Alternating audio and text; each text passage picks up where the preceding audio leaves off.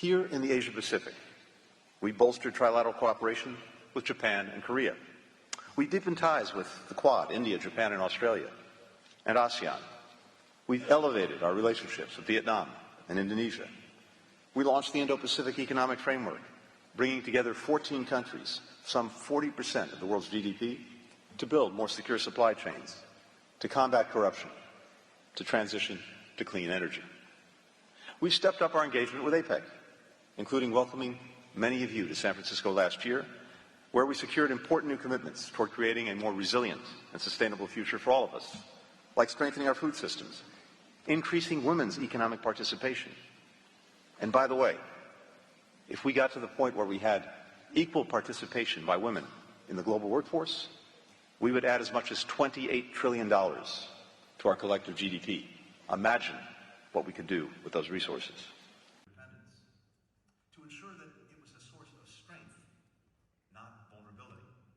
Our America's Partnership for Economic Prosperity has come together to deepen economic integration, to focus on tackling inequality, to try to deliver better for workers across our region.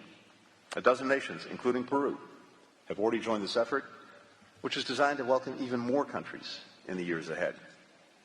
We've also made new investments in high-quality, environmentally sound infrastructure through our Partnership for Global Infrastructure and Investment. Ultimately, this partnership will unlock $600 billion in private capital to fund world-class sustainable projects. Promise of openness and innovation, while being more attentive.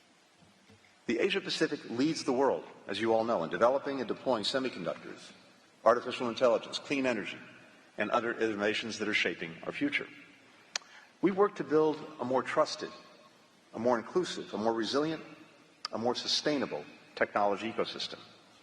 Through the Bipartisan Chips and Science Act, we set up a fund to support our partners, from Vietnam to Mexico to Kenya, as they develop their capacity to assemble, to test, and to package semiconductors. We teamed up with Australia, with Japan, with New Zealand, and Chinese Taipei to install undersea cables that will extend digital access to 100,000 people across the Pacific Islands. And we've seen how this shared vision and how advancing it can benefit people in the United States and all across the region. Supply chains are breaking down. Powerful forces from automation. Ladies and gentlemen, please, another round of applause for Secretary Blinken. We really appreciate him taking